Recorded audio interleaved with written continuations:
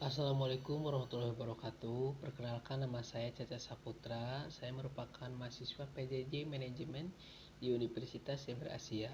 Saat ini saya akan mempresentasikan ujian akhir semester Digital Innovative Entrepreneurship Universitas Cyber Asia. Yang pertama itu mengenai pengertian bisnis digital. Digital bisnis adalah cara mempromosikan sebuah merek atau produk dengan menggunakan media elektronik. Selanjutnya, jenis-jenis digital bisnis. Yang pertama, itu ada versi digital dari non-digital. Ini adalah bisnis yang menjual versi digital dari barang atau jasa yang biasanya dijual dalam bentuk fisik. Itu misalnya seperti e-book, e-journal, e-komik, musik digital, dan perangkat lunak. Contohnya misalnya yang tadi e-book seperti itu. Keunggulannya apa? Dapat diakses secara langsung. Biaya untuk mendistribusikan produknya juga lebih murah karena tidak perlu ongkos kirim. Kalau yang berbentuk file seperti ini tidak perlu ongkos bensin juga, lebih cepat dan lebih hemat biaya. Serta bisa menjangkau pasar di berbagai negara karena digitalisasi ini kan mempercepat semua informasi menyebar. Yang selanjutnya, yang kedua, itu ada fasilitator digital dari bisnis non-digital. Itu model bisnis yang menggunakan teknologi digital untuk membantu, mempermudah, atau mempercepat proses operasional, pemasaran, dan distribusi produk atau layanan tradisional. Ini contohnya mencakup marketplace, toko online, kemudian platform pembayaran itu juga masuk. Terus juga aplikasi logistik yang menghubungkan bisnis sungguhan langsung ke pembeli, seperti itu aplikasi logistik ini banyak, JNE contohnya. Contoh implementasinya itu ada marketplace atau e-commerce seperti Tokopedia, Shopee, Lazada, Traveloka. Ini membantu bisnis toko atau jasa fisik. Kemudian ada layanan pembayaran atau payment gateway. Ini ada Midtrans, ada Sendit, membantu proses pembayaran tanpa uang tunai. Terus juga ada ShopeePay, juga ada GoPay, itu juga sama ya. Kemudian ada logistik digital, itu menggunakan Grab, Gojek untuk mengirimkan barang, itu juga bisa. Manfaatnya apa? Itu membantu usaha kecil, menengah tradisional beralih ke dunia digital dan memperluas pasarnya yang bisa dijangkau. Selain itu juga efisien dalam operasi. Yang ketiga ada bisnis digital hybrid. Ini model usaha yang menggabungkan kerja tradisional toko offline dengan sistem digital online atau e-commerce agar pengalaman berbelanja menjadi lebih terpadu dan nyaman.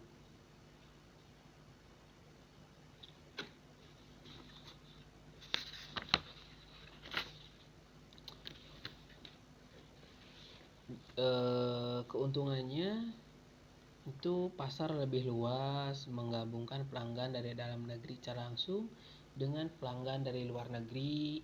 Itu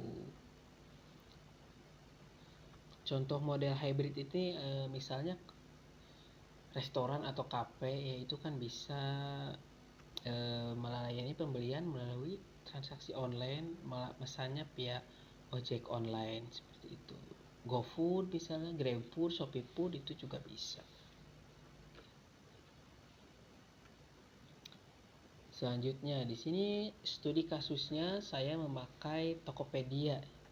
Profil singkat perusahaannya ini Tokopedia ini merupakan perusahaan teknologi Indonesia yang bergerak di perdagangan elektronik atau disebut e-commerce. Platform ini menyatukan penjual dan pembeli secara online melalui aplikasi serta situs web.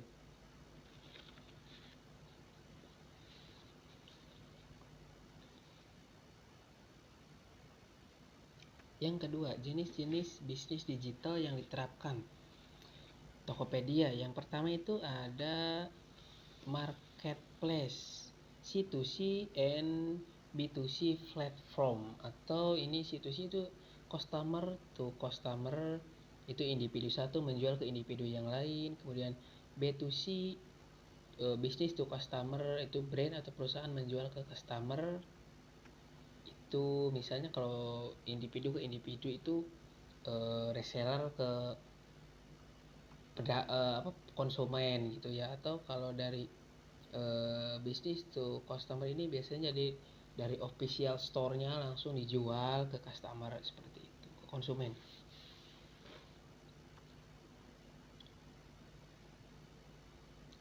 Selain itu, Tokopedia juga hanya menyediakan platform digital, sistem pembayaran, sistem logistik terintegrasi, dan fitur promosi iklan.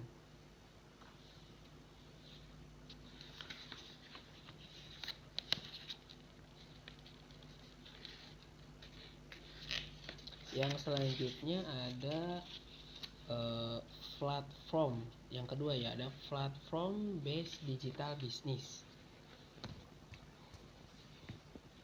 Kenapa termasuk ini? Karena Tokopedia ini menghubungkan dua sisi pasar, itu penjual dan pembeli digabungkan. Dan nilai bisnis meningkat seiring bertambahnya pengguna atau network effect. Kemudian mengandalkan teknologi sebagai inti operasional. Yang ketiga ini ada digital financial ecosystem. Tokped juga mengintegrasikan layanan fintech ya, seperti dompet digital, cicilan atau pay later, bisa juga pembayaran tagihan. Ini salah satu contoh dari digital financial ecosystem. Dari yang tadinya sekadar marketplace jadi digital ecosystem finansial. Selanjutnya, karakteristik bisnis digital Tokopedia. Jadi ada beberapa aspek. Yang pertama, basis teknologi. Ini menggunakan aplikasi dan website. Kemudian adalah skalabilitas tinggi, karena bisa melayani jutaan pengguna tanpa membuka toko fisik. Yang selanjutnya ada aspek data driven, menggunakan data untuk rekomendasi produk. Selanjutnya ada efisiensi biaya tanpa biaya toko fisik. Yang aspek terakhir ada ekosistem digital, yaitu terintegrasi dengan logistik dan pembayarannya secara langsung.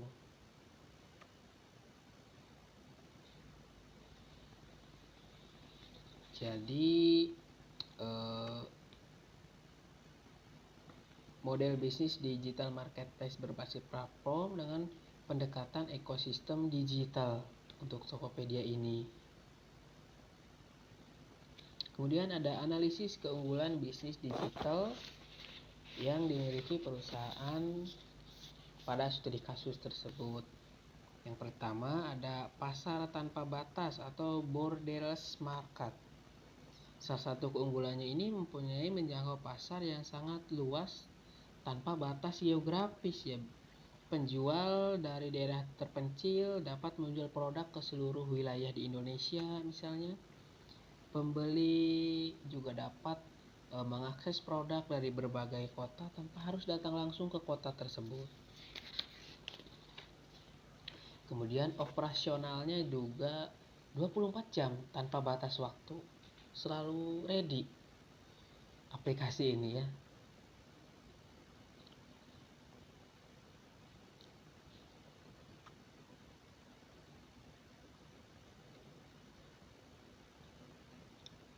Dampak keunggulannya yaitu memperluas pasar UMKM ke pasar nasional, meningkatkan volume transaksi, tidak terbatas oleh lokasi fisik dan toko konvensional.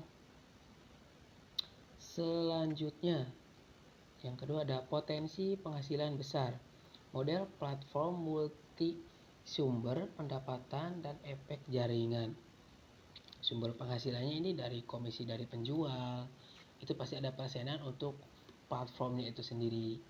Kemudian biaya layanan, biaya iklan, kerjasama pembayaran dan keuangan. Seperti tadi, platform ini kan bisa pembayarannya melalui bank, transfer itu juga salah satu kerjasama. Analisis keunggulannya yaitu semakin banyak transaksi semakin besar pendapatan dari si Tokopedia-nya ini. Biaya operasional relatif lebih rendah dibanding retail fisik, dan semakin banyak pengguna semakin tinggi nilai platformnya. Kemudian ada pemanfaatan teknologi digital, yaitu efisiensi operasional, personalisasi layanan, dan skalabilitas tinggi.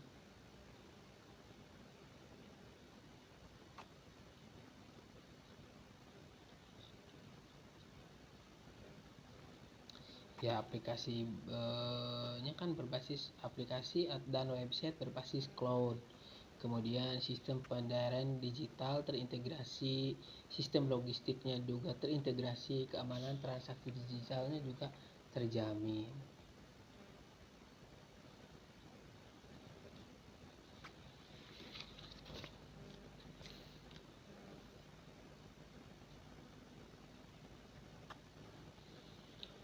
Selanjutnya,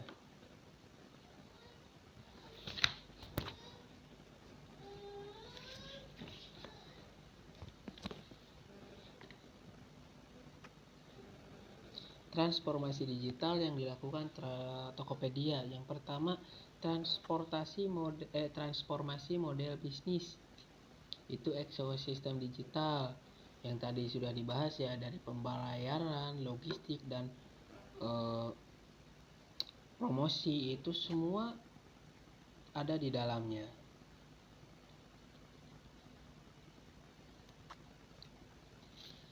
Kemudian ada transformasi teknologi, yaitu cloud computing untuk skalabilitas sistem, kemudian big data dan AI untuk rekomendasi produk. Kemudian sistem keamanan digital untuk pelindungan transaksi, serta integrasi API dengan mitra logistik dan pembayaran. Ini sudah ada di dalam Tokopedia. Jadi kalau kita customernya kan tinggal beli, ya tidak usah nyari logistik lagi, itu sudah ada otomatis dipilihkan oleh si platformnya. Kemudian ada transformasi operasional.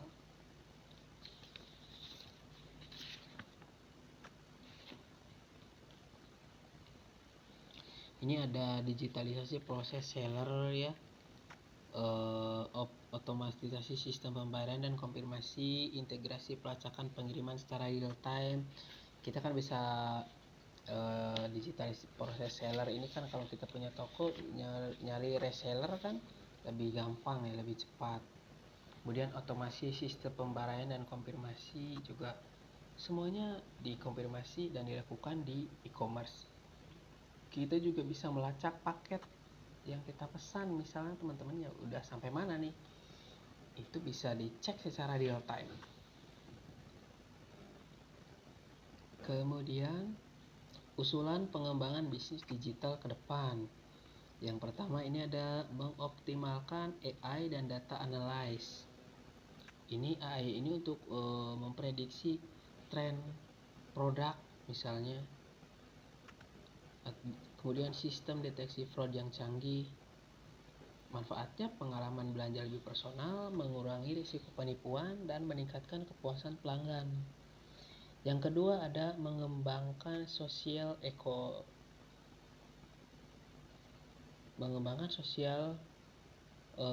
commerce dan live commerce. Ini mengintegrasikan fitur live streaming penjualan, kemudian influencer marketplace, serta interaksi real time penjual dan pembeli. Ini sudah banyak ya sekarang, dan kedepannya ini bisa lebih banyak lagi, mungkin bisa lebih banyak lagi ya, live penjualan live gitu. Itu menciptakan interaksi real time antara penjual dan pembeli. Yang ketiga ada memperluas pasar internasional.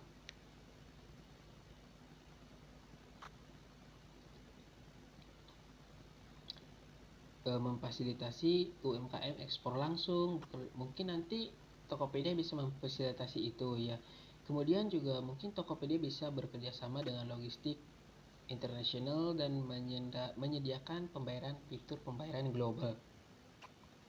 Yang keempat ada mengadopsi teknologi baru seperti AR dan blockchain. Ini pemanfaatan blockchain itu untuk transparansi transaksi. Kemudian ada augmented reality, ini untuk pengalaman melihat produk secara virtual.